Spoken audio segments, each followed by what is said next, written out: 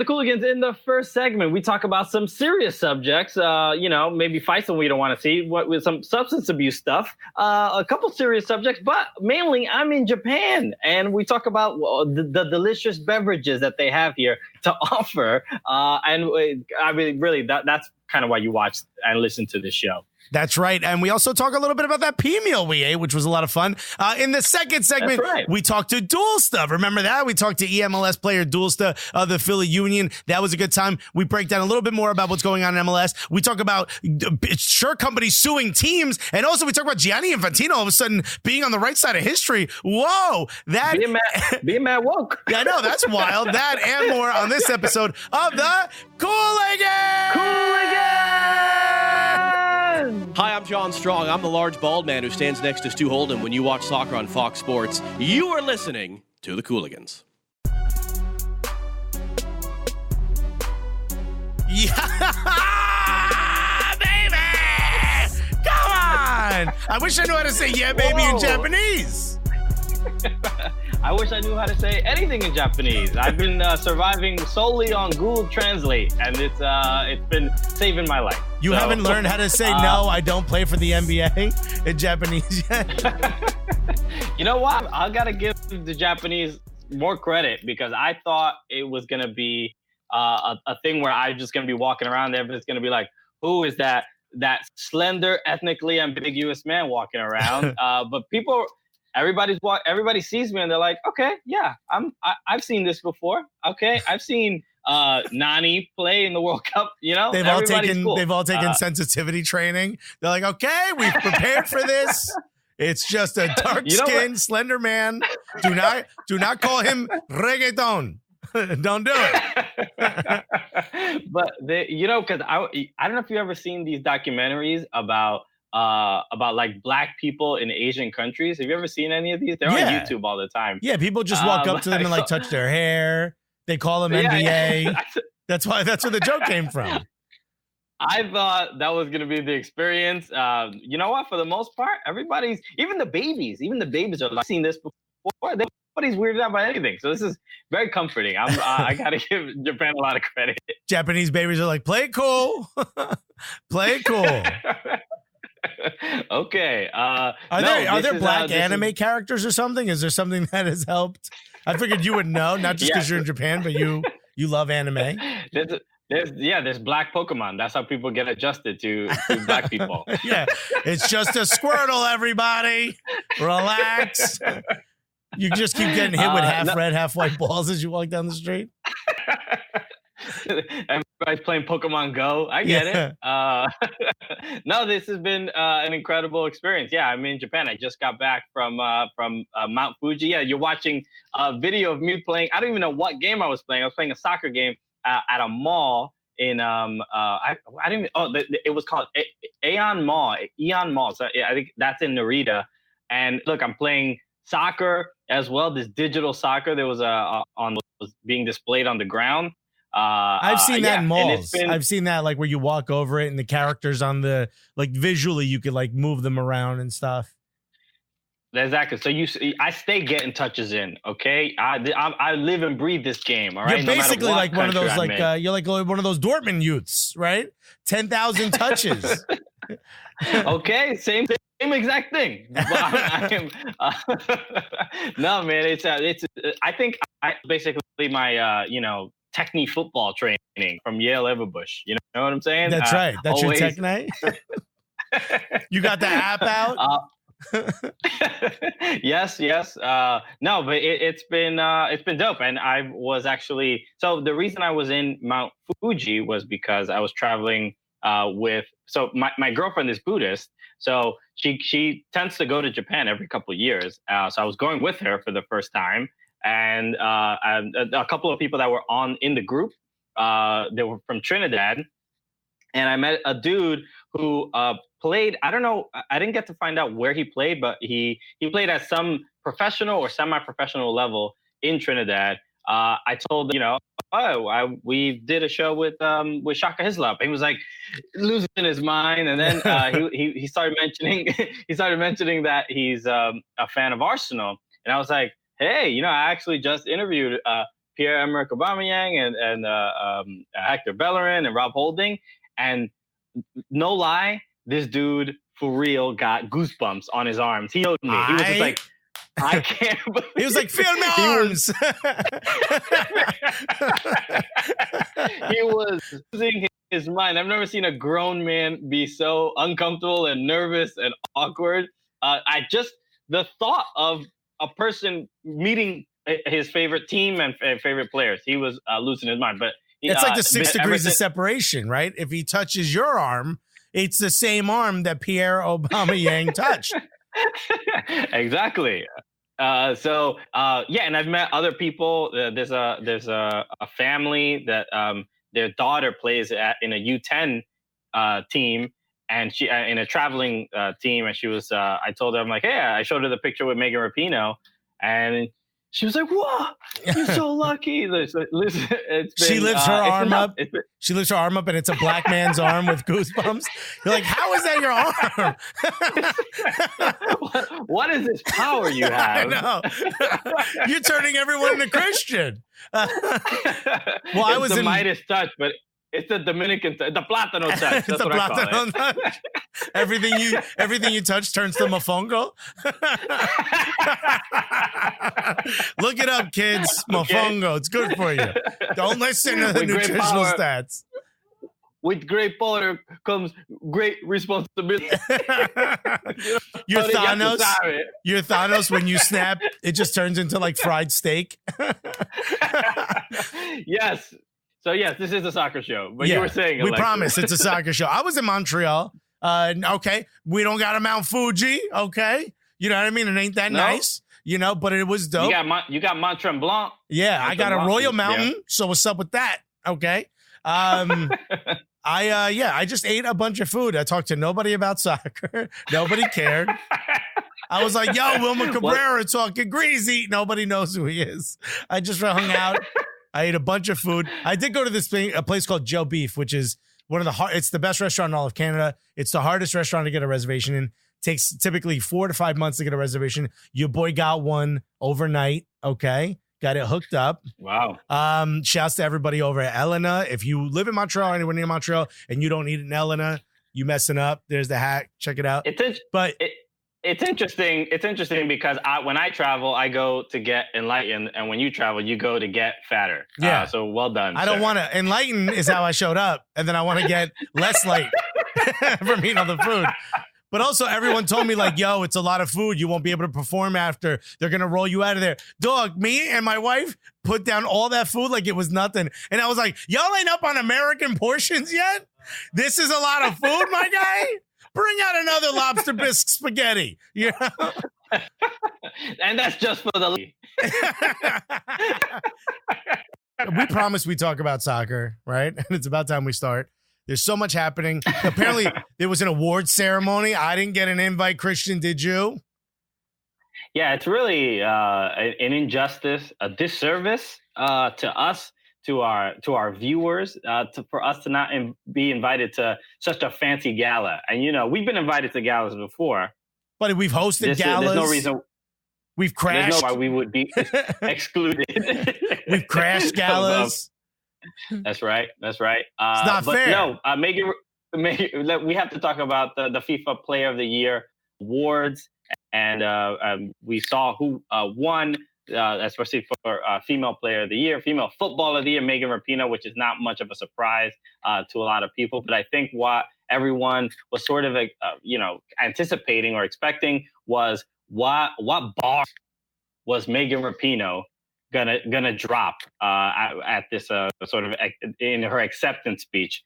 And because she brings flames every time she grabs a microphone, she brings flames. All day. Fire, everybody gets torched. It. Yeah, everybody gets it. I'm so sorry, y'all covered in kerosene, but y'all about to get torched, my guy. Yeah, this is it's going to be a little bit more aggressive than a Blue Man Group show. All right, so get ready. Who's the dude that used to smash the watermelon? God damn it! It would have been a great reference. Gallagher. Oh God. Well, yeah, it would have been like Gallagher, but everybody getting soaked. Yeah, I still did it anyway. Leo Messi just having watermelon shrapnel all over him. Like, oh, I didn't know what I was getting myself into. But he's worn some suits to these events that are funkier than that. Okay, dude has no sense of style. But I think the main thing too that we took on her speech really were the points about activism, and she's she's 34 years old and won the best women's player.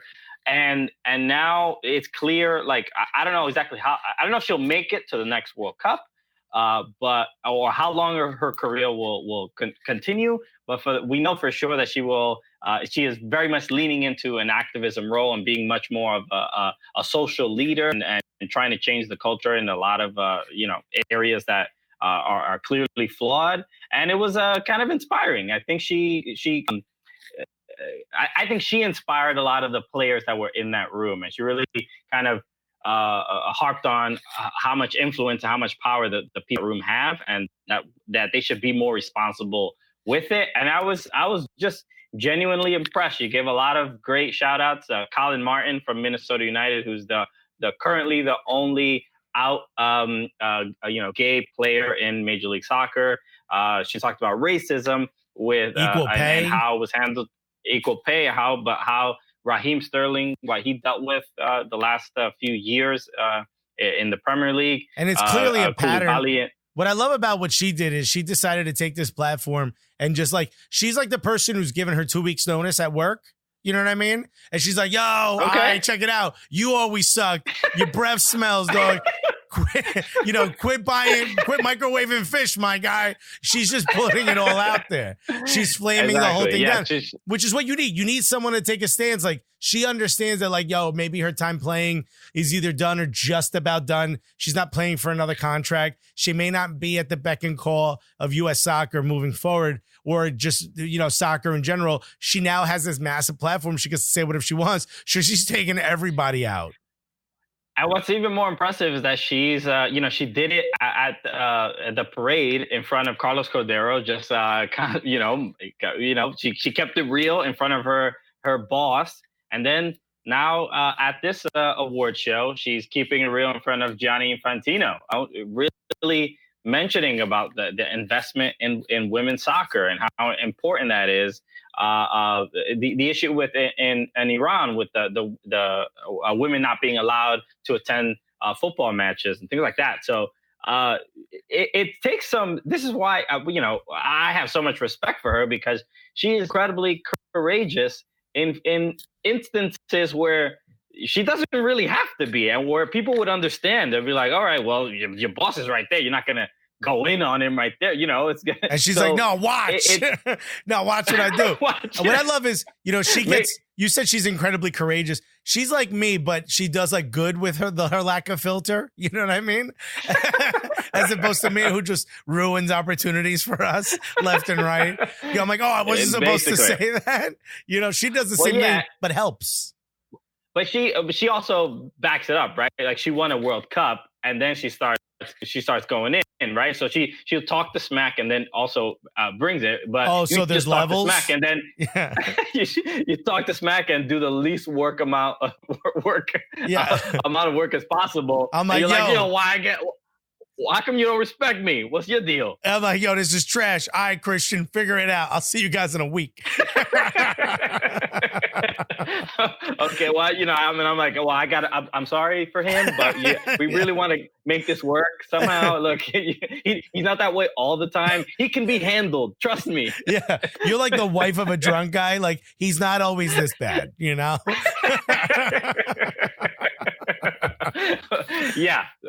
So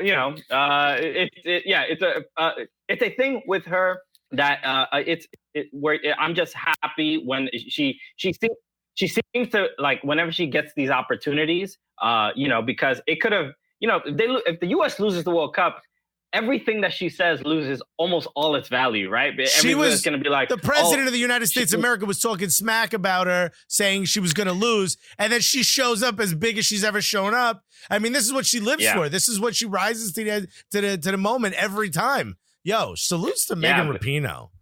And she's a fan of our show. I mean, there's nothing she can do wrong. she's an angel of a human being. So and what great taste. It could have been a, you know, the video, the viral clip of her saying, you know, I ain't going to the effing White House. That could easily backfire if you don't win the World Cup, right? So like now that can live forever, and it's like, yo, I'm talking all that shit right to your face. You ain't gonna do nothing about it. You know, she has this golden ticket to almost speak on any subject, and people just value and trust her words way more than they ever could if she did not, or if she was not successful. She should be on the next Comedy Central roast. Have you been able to keep up with MLS at all since you've been out there? I had to kind of cram a little bit.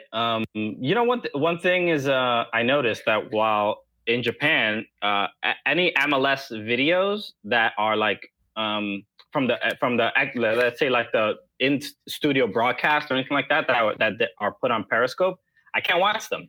They're region geo-blocked out. Yeah, so yeah, I hate it when that happens. I'm trying to watch Kalen Carr and Andrew Weeby and Matthew Dorr talk about, you know, post game stuff, and I can't. We want to see their pretty faces all over the world. Exactly. You know, don't deprive me of seeing those beautiful men. But no, so I have been able to a little bit, even though I'm working on 2G internet speeds on my phone, bro. 2G. Okay, I'm hurting right now. All right, suffering. Bro, how do you only torture, have 2G? Okay? Doesn't Japan have like incredible technology? But I have T-Mobile back home, so basically they give me unlimited data usage here, and I don't have to pay any extra. But it's only at 2G. That's how you get you, because all right, I know this sounds like a very real first world problem. Yes, it is. I need people to sympathize with me right now because it's very difficult to keep up with American soccer. T-Mobile in Japan is basically a couple hamsters in wheels. I mean, that's it. I don't know the deal, but yeah, whenever I've been Wi-Fi, I'll try to catch up with some of the matches and some of the things going on. And things that stood out to me was the news about Adama Diomande of LAFC, the forward who's been having statistically a great year. He's been an important part of the attacking sort of lineup for LAFC, and the news came out that he voluntarily entered a substance abuse program, some type of rehab. Yeah. So, you know, they haven't said exactly what he's going through or whatever. But, you know, it's just, again, unfortunate to see, especially with a guy a great player, but he's kind of, you know, he's dealt with a couple things already in his short time in Major League Soccer. You know, dealing with racist abuse that was kind of weirdly dismissed and not really handled. And you know, that clearly causes some, you know, emotionally, it's obviously going to affect you. The time when he got, you know, he is Muslim and does not drink alcohol, and then he scored a goal and fans dumped a beer on him to celebrate, and he was not happy with that. Well, so I don't know what exactly he is going through. I you know, like a lot of people online have just kind of wished him well and hope that he gets back. But this might be a thing where he may not play again this year. And it's, you know, it's unfortunate, especially with how amazing LAFC's been. Yeah, I mean, you never want to see something like this, but it's kind of good sometimes, not this situation, but it's good to have a reminder as fans that these are human beings out there and they suffer the same way we do. You know, people get on players so hard all the time. You playing like trash, this and that. I'm one of those people, you know, like you just, you're spouting out because you want to see, like, it feels to me like after the invent of like fantasy football and fantasy soccer, you know, we start to look at them as simply stat machines more than players. So when you see something like this, where someone voluntarily checks himself into some type of substance abuse program, you're like, oh yeah, that's right. Or like you hear about, players like Stu Holden was very open about when he was going through the injuries, how difficult that was. Even something like, Frederick Weiss. Remember him? The dude that Vince Carter dunked over? Remember him? He dunked over him. The guy was like suicidal after that. I mean, if Twitter was around, it would have been... If Twitter was around, it would have been, atrocious, So you see these things and you're like, oh, yeah, that's right. These are human beings. So, Dio, we wish you the best, man. Hopefully, whatever it is, it's not a huge deal and it's something that, can be quickly handled. Yeah. The honestly, when I first saw the story, the first thing that came to mind was the fact that we've sort of been seeing this in MLS, right? With Roman Torres. Who was the other? There was just another player they got. Coleman. Wasn't Roman Torres steroids? Yeah, that's what I'm saying. The point I was going to make was that they are using just banned substances, and then so it makes me think that the condensed MLS season is causing players to do things that they otherwise would not do to either try to recover or try to just deal with the rigors of what that means. Domi Torrent had a long after one of the press conferences last week. I forgot after why I came. I think it was after San Jose. He was just talking about how strenuous the season is, and he made the point about how in England they have Boxing Day where they have to play like 3 games in 3 matches in 7 days, but in MLS we have 4 Boxing Days now because there's so many midweek games and you have to play these three match weeks often, and it's incredibly excruciating and somewhat even dangerous for the players. And it's like especially this weird with the lack of depth. Like, I mean, if we're gonna have such a heavy cap, if we're gonna have such a tight cap, and it's not gonna allow you to have the breadth of players you would normally have to substitute. I mean, even like the Red Bulls have the ability to bring up people from RB2. So, I mean, there's certainly teams that have found ways to add additional depth. But for the most part, we're kind of just playing the same, 16 constantly over and over and over again. And we're about to go into the playoffs. You know what I mean? The playoffs are going to be another condensed schedule. All this to fit around getting MLS Cup in November, to finish that before international break. It seems like more and more is pushing MLS to this winter schedule, including now they're talking about joining with Liga MX. It's about to be litty. It's a mess. It's an absolute mess. I hope it's a tough balance, right? Because we mentioned it last year. We were like, it'd be nice to have the MLS Cup and the playoffs in between that international break. And this is what happens. You have to get a condensed schedule. You have to get the games in a shorter amount of time, and these are the results. We can't. There's no perfect way to do things unless we just completely move to a winter schedule and play European soccer. But one little thing is tweaked, and then we have 12 other problems. So. Maybe at the end of the day, maybe this is not the right move to have. Maybe the MLS Cup in December is safer for players, and maybe you won't deal with a lot of these banned substances issues or substance abuse issues or whatever. Or we can just make steroids legal. You got all this travel happening, right? You're all the way in Japan. I was just in Montreal. Sometimes we travel together. Isn't it? It's kind of nice when we do. Oh yeah, it's beautiful. Sometimes we need to get away from the kids. I feel like you're lying. We need to just treat ourselves. That's important. It was kind of nice. In fact, one of the first things we ever did was we went to Montreal. Right, it was the first trip we ever did. We went to Montreal. Yeah, and I think the second trip we ever did, which was for a playoff game, and we decided to go to MLS Cup that year. Right.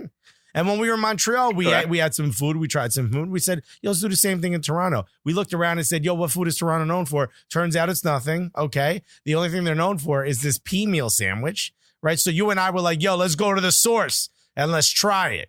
Why don't we watch that right now? It's been another Hooligans on the Road food trip. Right? That's the title? Hey, city we don't live in. What are you eating? Fat guy and guy who hates food. Try food. It's someone who knows about food with a friend he should not have brought. Trying food. I think that works.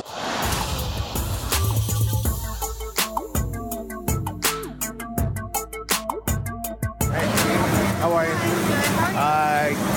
The Peameal bacon sandwiches, are they warm or are they just served? All right, cool. Can we get 3 of those? We are downstairs of the St. Lawrence Market in Toronto, Canada.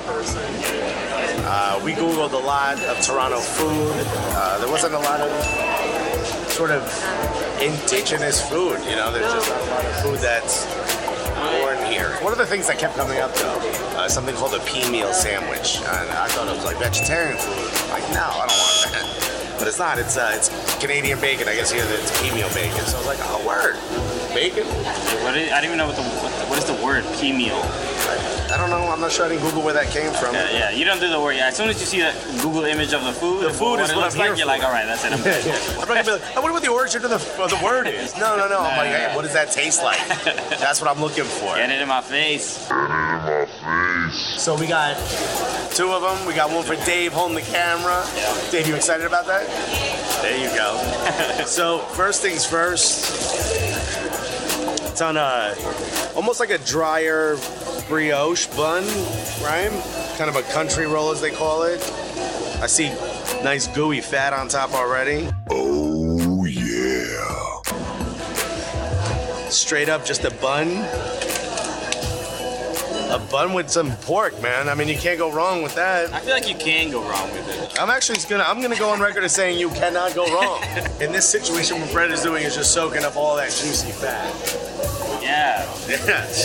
Can you see the excitement in Christian's face? Yeah. He's thinking about how many ab crunches he has to do to get rid of this. I'm thinking about what I want to watch on the couch after I eat this. Bacon and bread. I mean, at least Canadian bacon is like a little bit different. First of all, the best meals that have ever been created have been sort of what we would now call peasant food, street food for people who don't have enough money to go get some else. Is this poor people food? Am I Kinda. poor people food? Yeah, I know. I don't want to be seen. I'm sorry, you can't do that from your castle. I don't want to be seeing this. Your castle in Bay Ridge. I mean, look, the loaf smells, or the roll, I should say, smells perfectly baked. Typical country loaf, maybe a tiny bit of honey. No, just pretty standard. Why don't we just give it a try? I hate that you know all this crap. Go ahead, give it a try.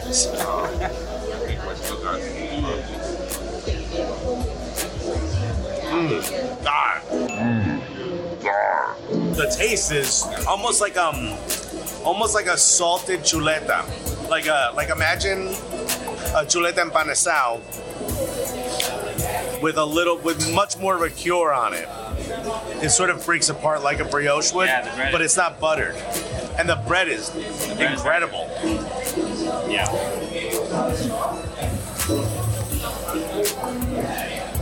And this is great. It's not like American bacon, obviously. No. It tastes like, it feels like it's a turkey. This isn't even bacon. A turkey sandwich. This Peameal sandwich is missing vegetables.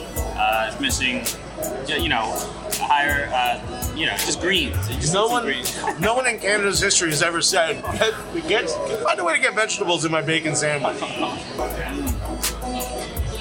All right. You get the thumbs up from me. Wow. Crazy. Yeah. Well, thank you for watching.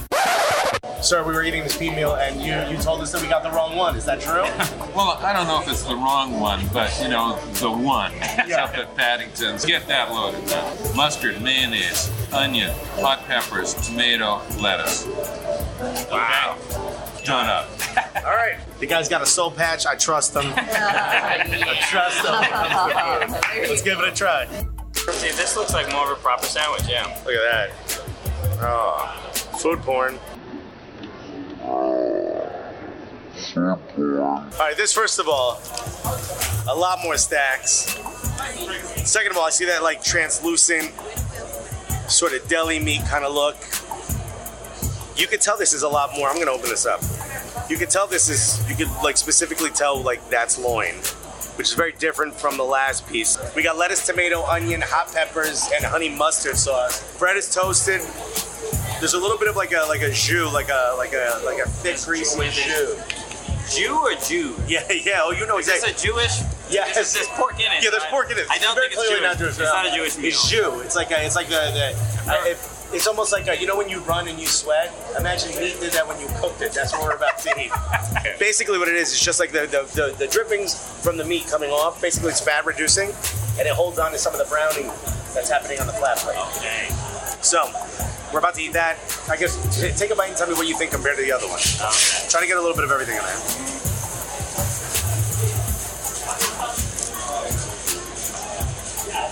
A lot better. Mainly because of all the things I've added. Yeah, this is a complete sandwich. The honey mustard with this is delicious. Very good. Honey mustard finishes it off, but the pork is better at the last place. The bread is better at the last place. I agree. So if Carousel just started topping their Peameals, it'd be better. Better than two, which one would you rather have more? I would say this one.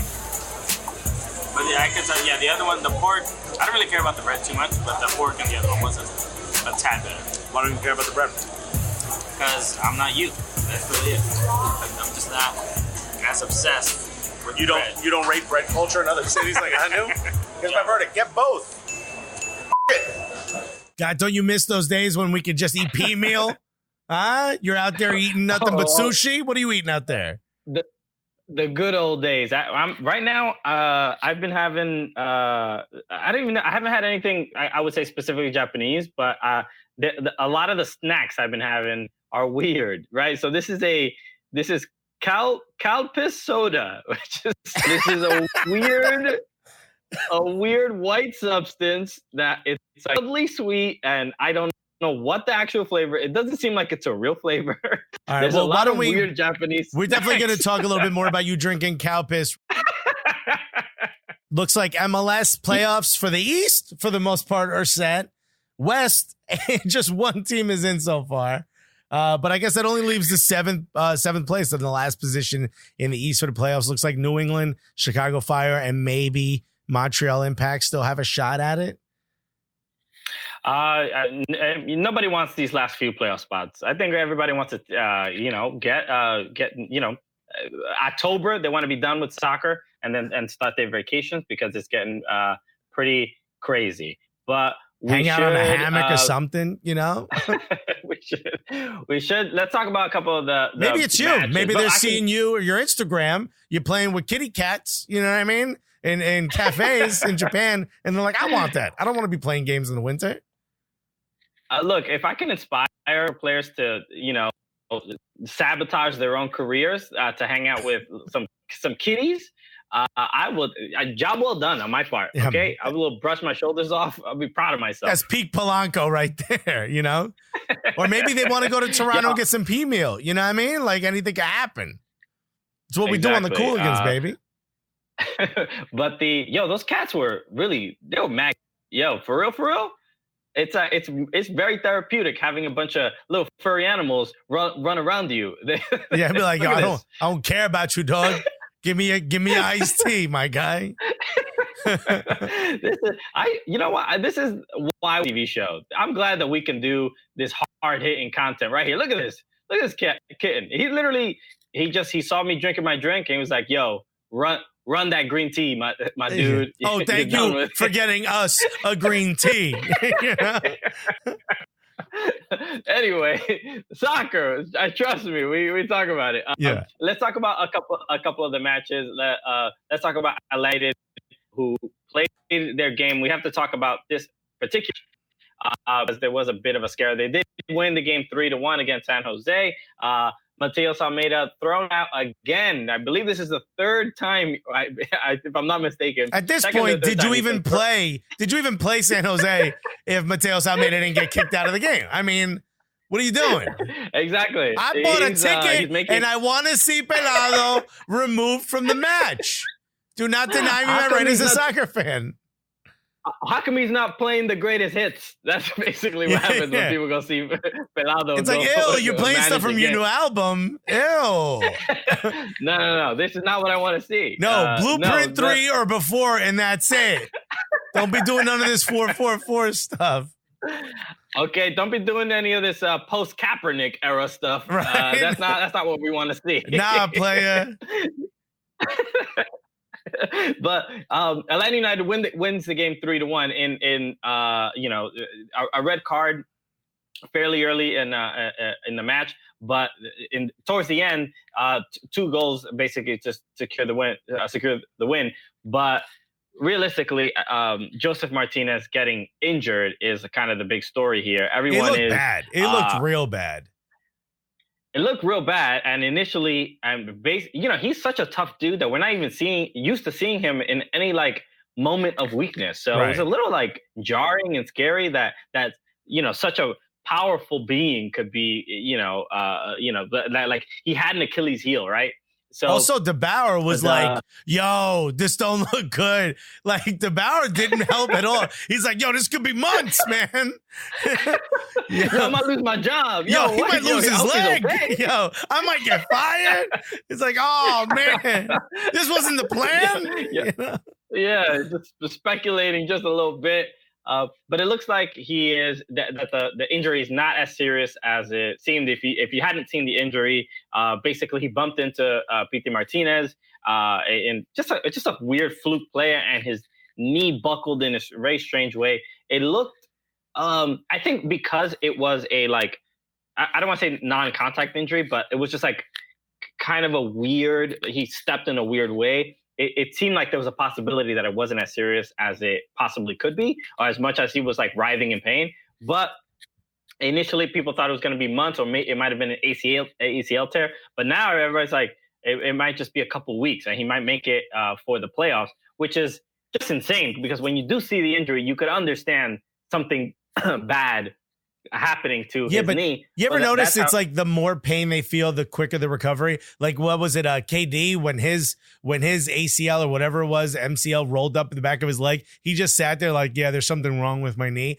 Or sometimes like their knee will just shatter and they're just like, yeah, could someone please pick me up? Like he was in pain. Typically when you see and feel pain, it's a good thing. I don't know if that's not a doctor, per se. Wow, are you getting your medical advice from Frank DeBoer? Okay, I get it. DeBoer's like, oh my God, sell your houses. Yeah, like, the stock drops 2 points. He's like, I gotta cut off a limb to make money to feed my family. I'm selling all my kids' toys. Oh, you know what, though? Atlanta United, they're winning, right? And it's not it. Brandon Vasquez, remember him from Barco Gate? Remember Barco was texting his girl? I do. Dog, he just posted on Instagram that he's got a new girl. He posted a picture with a new lady. So shouts to him. And also, I've got even more breaking news, and this is good news. Her account is private. So Barco, you gotta block him on the account right now. All right.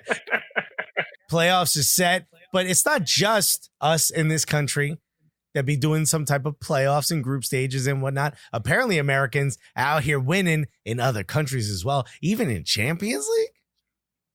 Oh, that's right. And in Japan. We out here getting dubs. You know how it is. We got Americans out here drinking that Calpis everywhere we go. Everywhere we go. We coming for that Calpis, all right? Run that Calpis, dog. So we stay well hydrated, although I got to check the label to make sure it even hydrates you. What you know about that? Anyway, we have to talk about RB Salzburg because the homie Jesse Marsh, who we had, we learned a lot about. The homie Jesse Marsh. He's a homie. We be chilling with Jesse. No, because we had we learned deep dark secrets through Grant Wall about Jesse Marsh because they were roommates at one point. Yeah. But so we learned all his entire medical history through Grant Wall. Thank you, Grant Wall, for that. But Jesse Marsh, first American manager to win in the Champions League groups out in Europe. So Salzburg, they defeat Genk, and Genk was the team, actually the former team for Alejandro Pozuelo from Toronto FC. So that's the connection there. But you love to see it, right? Americans doing well, and now all the rumors. He wins a group stage match, and now it's like, well, now I think we got to get him as a USMNT manager. Because that's all the noise right now. Because he's actually winning games, okay. That seems like something we haven't done in the men's national team in a bit of a minute there. Different player pool, though. They are a little bit better. Also, here's the thing about Jesse Marsh, and this is why I think it's significant, but also like this whole idea that like American coaches don't have tactical abilities, or we can't learn like clearly that's wrong. Like he learned the system at Red Bull New York, and now he's at Red Bull Salzburg, soon to be at Red Bull Leipzig, and then he becomes CEO of Red Bull, which I think is pretty dope. Okay, it's good that there's a path to promotion. Yeah, he's getting he might have to do like one or two of those Flugtags. You remember Flugtag? Do you remember that? I don't know what that is. It's like you have to make a machine that could both fly, glide, and float, and you would just jump it off stuff. Oh, okay. Flugtag. So this seems like a Red Bull, a Red Bull competition that they would sponsor. Yeah. That's what it sounds like. I think they invented it. But okay, all right, I didn't know that. All right, so anyway, I'm glad we brought this up. Yeah, but the fact that he's having some success. Whenever an American manager does well in Europe, I think it gets people a little crazy. I think it gets Europeans like, what? They don't even call it football, and they lose their minds. And it gets Americans kind of hopeful about what the future of the men's program looks like, or what could look like. But I don't know. I don't know what this exactly means. He's in Salzburg's in a tough group. I think they're in the group, if I'm not mistaken. Are they with Barcelona? They're just like they're gonna have some really, really tough games. I don't know if they're gonna make it out of this group. But a 6-2 win against in his first Champions League match is a very good sign for Jesse Marsh. So they're in with Liverpool. They're in Group E. They're in with Liverpool. Okay, yeah, they're gonna have a little tough time getting out of that group. So, I wish them the best. It doesn't matter what nationality the manager was; they weren't expected to get out of it. So just wait. I mean, if he lost all the games, they'd be like, "Oh, it's because he's American." So the fact that they beat Genk, and it's always good to beat a team named after a strain of marijuana. I think that's also very important, right? You got to beat Genk. You can't lose against Dank FC. You got a bad week, homie. I'll hook you up, dog. I got you. I know a dude. Oh, you ain't up on that Genk? You know what I mean? So, but before we run out of time, I want to make sure we talk about a couple other games that did happen in Major League Soccer. The Red Bulls played against the Philadelphia Union, and the Red Bulls clinched a playoff spot, which is crucial for them because they were having a bit of a bad streak. They beat Portland midweek, and I believe they won 2-0 in that game, and then beating Philadelphia, realistically a rival at home. A good sign for the Red Bulls when a lot of their fan base was kind of done with the season, and they were losing a couple games. But now I think the energy is a little bit higher, a little bit optimistic. I still think the Red Bulls are going to have a tough time in the playoffs if they don't, maybe climb up a little bit more. I think they can maybe get third. And have at least more than one home playoff game. Well, I mean, dude, they've only won 3 out of their last 8, but we always say this about MLS playoffs. You gotta catch like a hot streak later on. It doesn't matter. I mean, you certainly don't want to go in limping, but it's about who gets hot at the right time. You know what I mean? And I'm hot all the time. Yeah. You know what I mean? It's just I'm always sweating, so I'm prepared for the playoffs. But as far as the soccer team is concerned, you want to be able to catch heat. So like, if now all of a sudden they just go on a streak where they keep winning and they carry that momentum into the playoffs, they're good.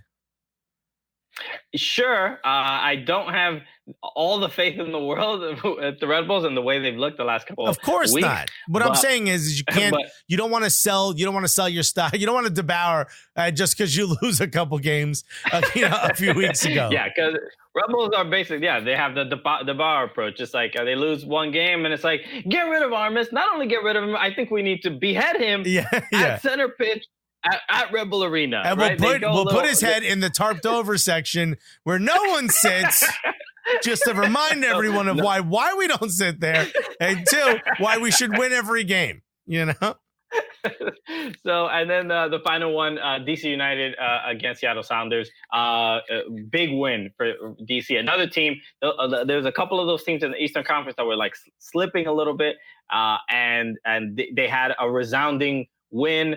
Like hopefully, it's like a battle of who wants the points more, because everybody desperately needs them.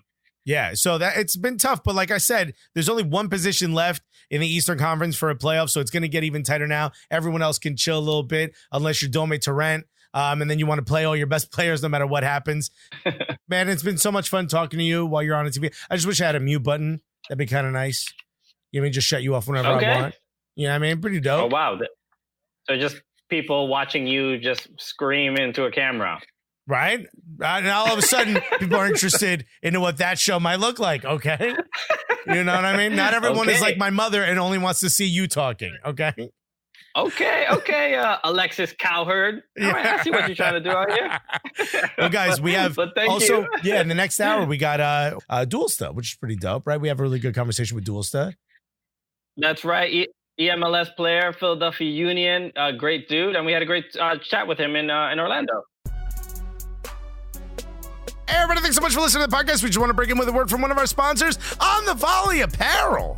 That's right. All those Gullia shirts that you see us wearing, you may have seen me wearing one in Japan. We got to represent the Gulliest, the Gully squad out in every country that we go to. But go On the Volley Apparel. They make all our merch, all our shirts that you see us wear. just go to onthevolleyapparel.com/Cooligans. Or you could just click on the merch button on our website. It'll bring you right to it. So that's our web store. That's all of our merch. Everything that we have for sale is right on there. Check this out. If you put in the word Cooligans, you're going to get 20% off.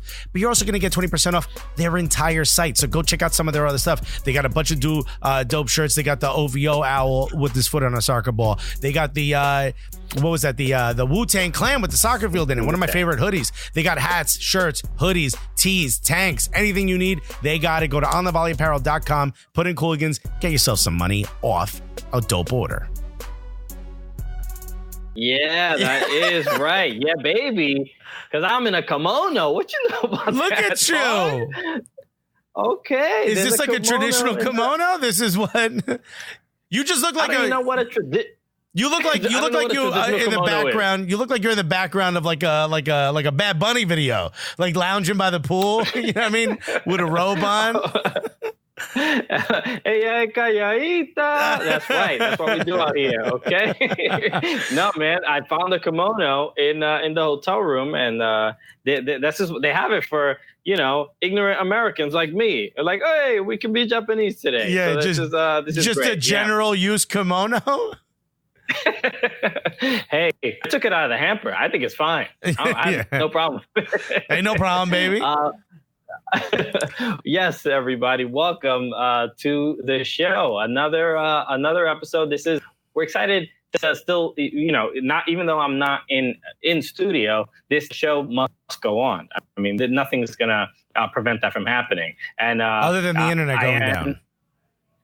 I mean, look, I will call tech support ASAP, and we'll get them on screen if we need to, so they can explain themselves. We'll get Christian on one of those phones where you have to like hold the button and the number, and then go all the way down. And it's like all the way back, and you go like, we'll get you on one of those. Okay, Alexis. Rotary. Thank you, JB, in my ear. Yes. That was a very long explanation for a very simple thing. You think I'm gonna remember that? I forget my wife's birthday, but I'm gonna remember rotary phone? Nah, son. No, but I am glad to be here. I have been in Japan a couple days doing seeing some sites. What's the wildest thing you've eaten so far? Thing I've eaten. So at the Buddhist temple, there was no good food. It was all awful food. It was everything was cold. You're like, literally yo, this food rice. stinks, and they're like, yeah, why don't you meditate on that? Yes, it's more about good. When you think of good food, you don't think of Buddhists, right? That's not like their go-to necessarily. I haven't really had any, just because I've been traveling, I haven't really sat down and a good meal yet, but I'm going to be in Tokyo tomorrow or today. It's already a day ahead where I am. Also, I'm running on fumes. I'm incredibly tired trying to make it. Yeah, I'm going to Tokyo tomorrow. I'm going to the Shinjuku neighborhood or region in Tokyo, and I heard it's really cool there. So if anybody has any recommendations for places to go or eat, please at Chris Polanco on Twitter. I'd love to know. Okay. Yeah. So too bad there's not caffeine in that Calpis you drinking, my guy. Okay, we are all bringing back Calpis. Yeah, baby. This is my favorite product. You know we stay drinking that Calpis, my guy. Boom, look at this. I'm just here with my 3,000 yen. So I look, some people say you know living your best life, flexing on these fools out in Japan. And here I am. All right, you got stacks and some duvet or whatever it's called, we out here in a kimono with 3 yen and a whole bottle of murky cow piss. What up, son? What you know about that? This is that's right. A total of probably about $32 here. Okay, so you respect. So, why don't we do this? Why don't we throw it to our Doolsta interview, right? And then maybe we could go get your stomach pumped and get all this Calpis out, right? But we had a great interview. We had a great conversation with Doolsta, who you probably know, the Philly Union, eMLS player. Great dude. Why don't we throw it to them? Alexis, do you want to introduce guys, if you're playing video games, you've lost to him, okay? If you play FIFA, you watch his videos and you're like, I didn't know you could do that. You know what I mean? At least that's what I do. Ladies and gentlemen, unless you're driving, put your hands together for the one, the only Doolsta. Yeah, how are you doing, guys? Thanks for having me on. Come on, absolutely. Yeah. Right away, you can hear the Philly accent. It is thick. Laying it on, yeah. Comes in hard. Wooder and all that. How does a man from Ireland end up in Philly? I'm studying sports management, so I actually had a meeting with some people down there in the sports school, and one of the professors was saying like they've started teaching esports and stuff, and so I kind of want to stay in the industry. I'd love to maybe stay in esports if I could. What's so weird? You're going to be doing like case studies in school. One of them might be about you. I know, that's what the guy was saying. I mean, it'll be easy. Imagine you fail that one. What are you talking about? What are you talking about? I know the story. I invented this curriculum. I wrote this goddamn. Give me the paper. What has eMLS, what do you think it can bring to not only just attracting more people to e-gaming, but to the league itself? No, I think the eMLS does a great job. I think it's the best league in e-gaming and FIFA. Constantly when I go to global events in Europe, all the guys would say like, I wish. What, you mean his actual name? Yeah. Which one? How about it was Doolsta taken?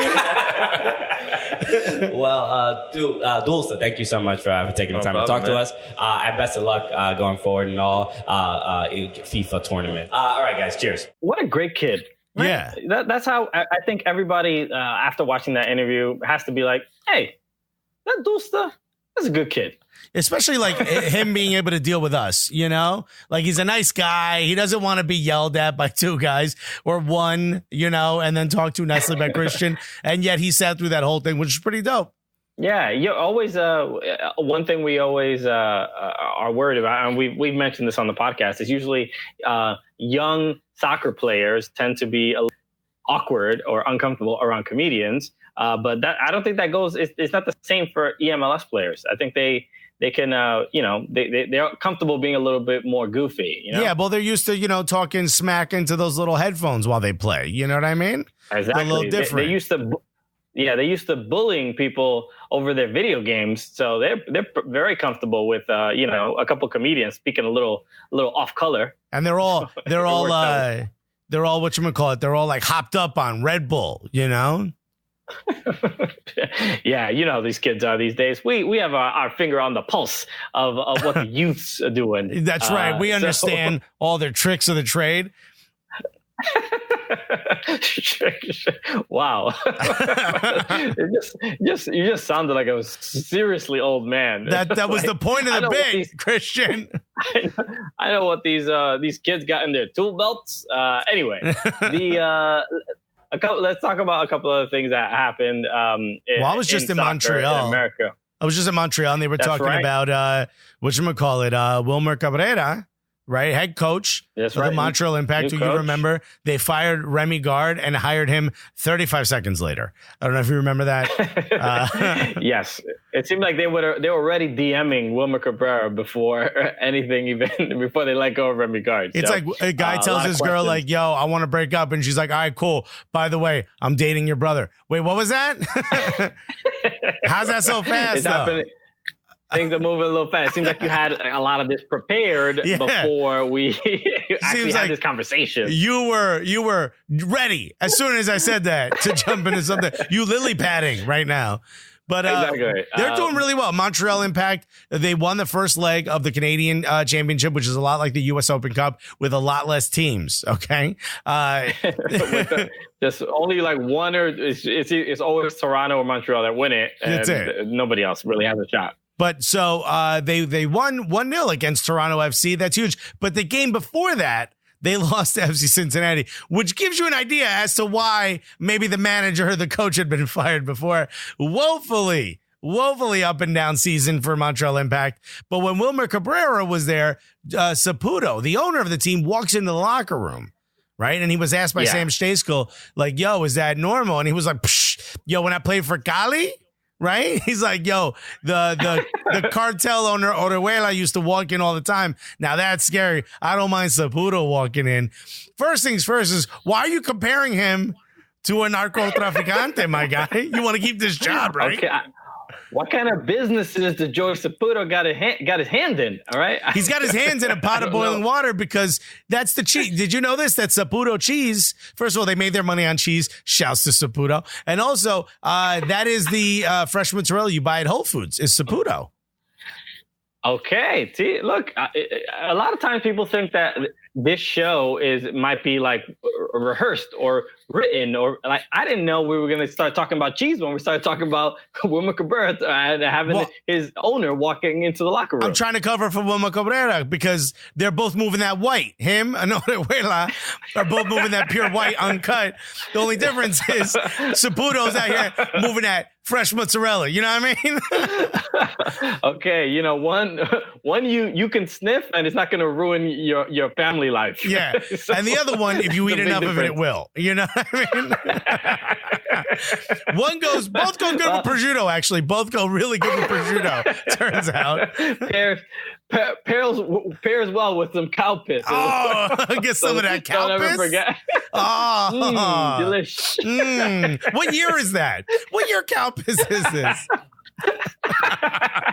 Guys, I promise you, we will. Go ahead. I think it's July. There's a match we started talking about in the last show, but we want to get into a little bit more detail about the game. The DC United, Seattle Sounders hosting. DC is hosting this game. When they win 2-0. A great game overall, very entertaining. Again, we had mentioned before that both teams desperately sort of need these points. Probably Seattle a little bit more than DC. But the news after the match is kind of what stood out. And I believe there were, I don't know all the details necessarily, but there was some sort of encounter or a fight. Some Sounders fans were assaulted, and I know that a lot of it is still being investigated, and they're still pointing out who is exactly responsible. But from the early reports, it's that they were jumped. They were jumped by a bunch of DC supporters. And I think a lot of times, and we've had to experience this, they keep you, if you're an away fan, they keep you in the stadium for half an hour, sometimes 45 minutes after the game to make sure that it's safe for you to leave. And apparently they were only kept for 20 minutes. Security was like, nah, you should be all right. And then next thing you know, I don't know. Watch out for all those dudes in black jerseys hiding behind the trees. But other than that, I gotta get home and catch an episode of Veep. So I ain't trying to be here this whole half hour. Look, more than anything, this happens. It's weird in American soccer because this kind of stuff happens fairly often. And because the sport is not the main sport in the country, a lot of these stories just go under the rug. Yeah, but this one in particular is being reported everywhere. It seems like, I don't know if it's because it's in DC and that's a big hub for news and it's danger. Oh my God, people are getting beat up. But this one seems to be getting reported everywhere. And it's just being reported as soccer fans jump other soccer fans, which I guess is a good thing for the league, right? Like the more that this gets talked about, the harder they'll be on these types of actions. Sure. Initially I thought you were going to say there's no such thing as bad press, but this is the press we don't want to see. And my only hope out of whatever platform that we do have is, anyone listening, for the most part, whenever we meet Cooligans fans, they're all super chill people that are not necessarily and just fighting or whatever. Nah, dude, you're wrong. Every one of our fans is really with the shits. Okay, you see somebody wearing a Gullius shirt, they've earned that. You know what I mean? No, wow. Is that why our fans constantly yell "Sue"? Yeah. Strange. Yeah. They keep asking us, "Yo, what them colors mean?" Right. I'm like, all right, I don't know what. It's your favorite team is not FC. Doesn't stand for football club. It stands for football blub. You know what I mean? That's right. Hey, we don't use that letter around here. Right. Okay? We don't play them games around here. Shouts to Young M.A.'s new album that's coming out soon. But in all honesty, we hope that our fan, when we first put out the Gullius shirts, you and I were looking at each other should we be putting out but we realized our fans are in Disneyland. You know what I mean? We hope that everyone is here to have a good time. And as much as we get that stuff like this is part of the soccer culture, I would hope that it's not a part of the soccer culture here. You know what I mean? Yeah, it's a thing. It happens a couple times a year, and it's dumb every single time. I mean, look, all we can say is don't do it. I mean, I don't know who's. Hopefully, people listen to us, but it's just more than anything, it's just it's a bad look. It's pretty corny, and it's when you hear people from Portland or Seattle, the nicest people in the world, and you're jumping these people. You're going after the vegans. First they came for the vegans. They're weak, and I said nothing. They're weak. No point, man. They haven't had animal proteins. You know what I mean? Leave them alone.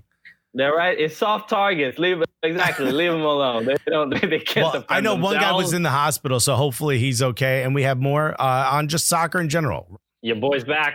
Kimono Christian. That's my new name. Everybody, embrace it. Right. So we have to talk about a couple other things in world soccer. So the news we had mentioned it briefly, but the news about in Iran. There are they've had this ban for years where they don't allow women to attend games, which is it's such a crazy thing where we're trying to argue about equal pay, and then there's countries that are we won't even let them watch it. Yeah, they could hear about the sport, but they're not allowed to watch it. Yeah. If they were allowed to play, we'd pay them equally.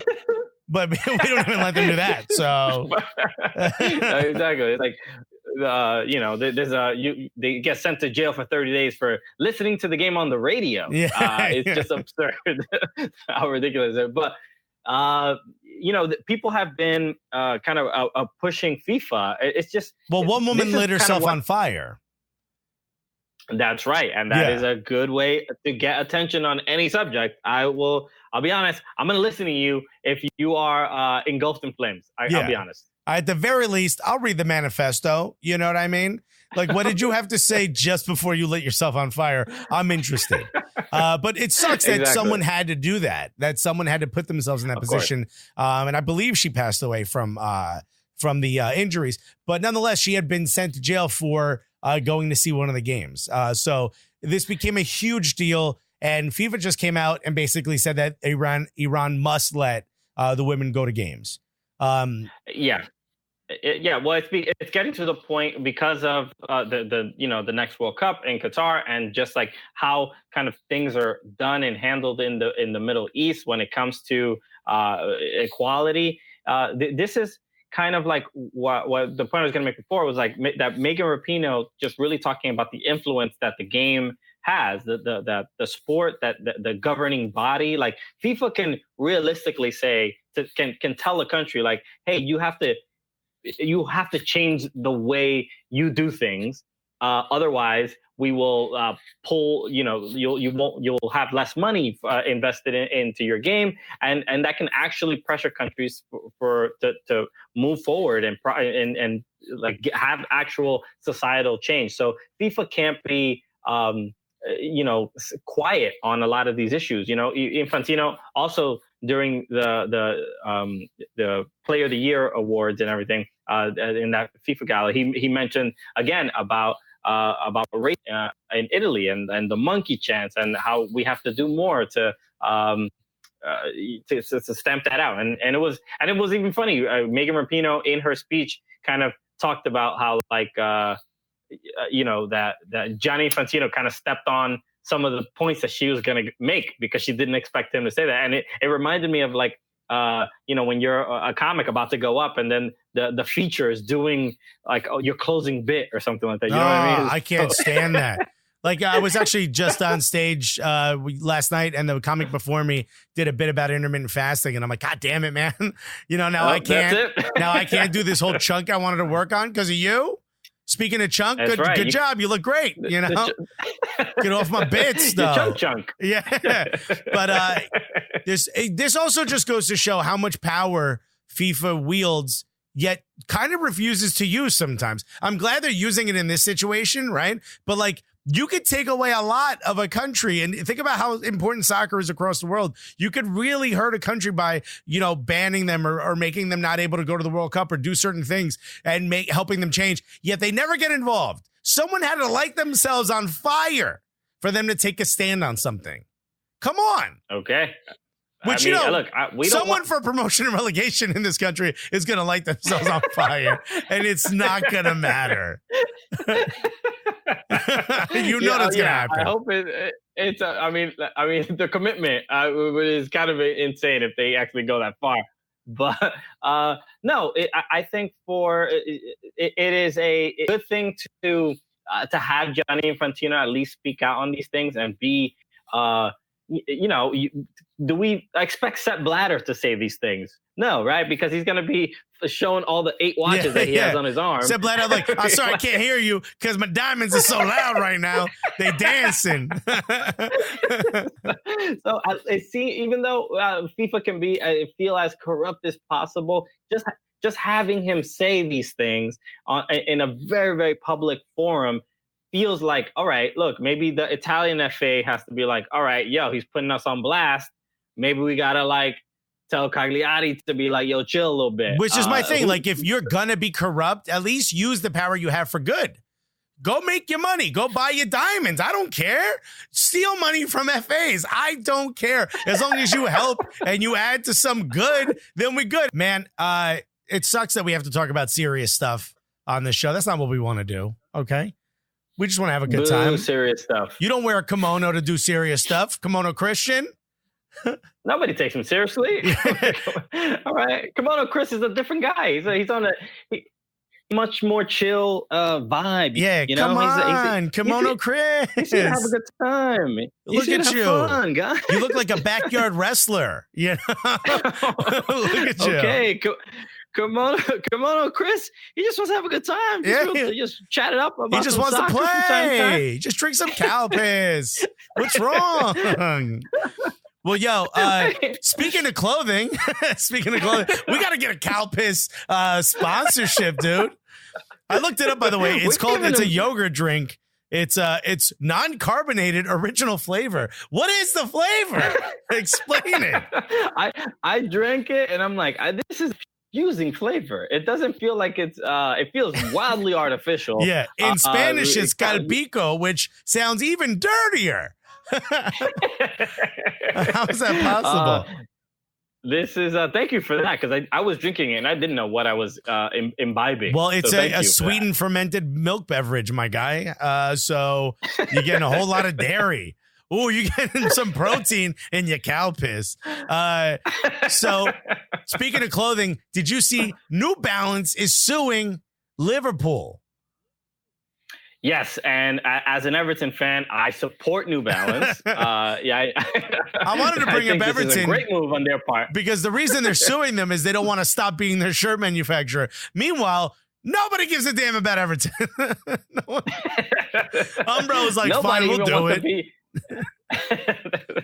They're like, I think you're hurting our product by putting our name on your shirts. Angry Birds is actually suing Everton. Be like, yo, we never asked you to put our name on your shirt. Take it off. Okay, we're just an iPhone app, man. Yo, leave us out of this. Yo, I mean, why did we even get involved in this? Now we're angry. Okay. So the reason they're suing them is because Nike apparently offered 70 million pounds a year, 70 million pounds a season to be the shirt manufacturer for Liverpool, I believe starting next season.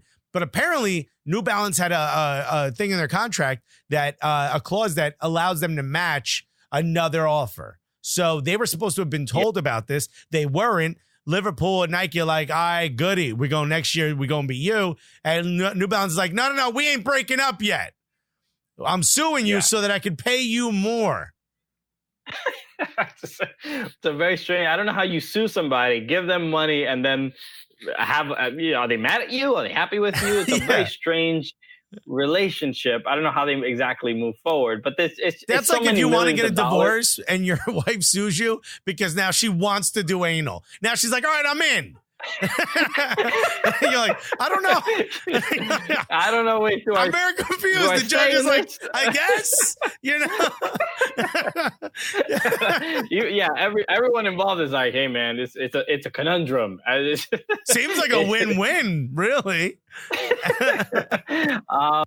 Yes, great analogy, great analogy. Anyway, but I think I'm good with analogies. It's a very weird, like almost non-problem to have. Like it's basically just having like two hot girls fight over you. Like what, they both want to give you so much money. Yeah, they're like, but I want him because he's wearing a kimono. No, I want him because he's wearing a kimono.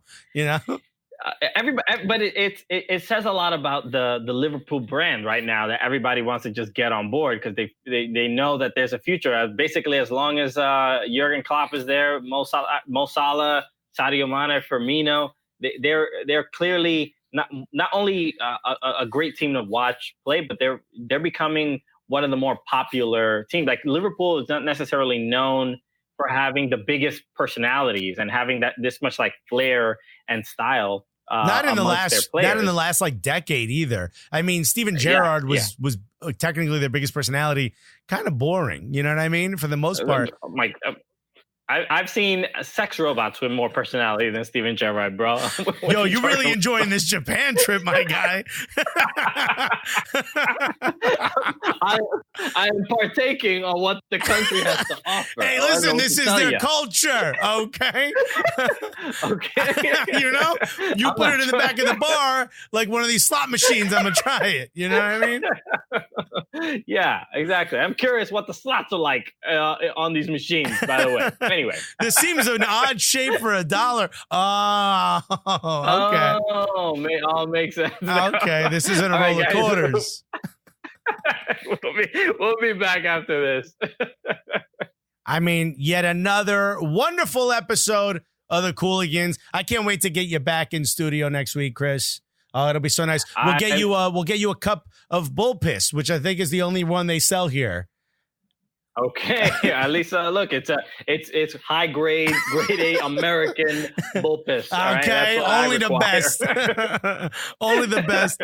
Well, dude, have a safe rest of the time and a fun rest of the time out there in Japan. We miss you. I sat in the seat and everybody booed me, so I'm out of your seat. But you're gonna be right back here next week. Anything you want to? I'm just happy to know that the studio is on my side.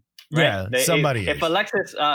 if Alexis wasn't in studio, everyone would be like, "Oh, thank goodness we have a nice easy day to record." That's less nice headaches for some reason. The Advil's not being used as much.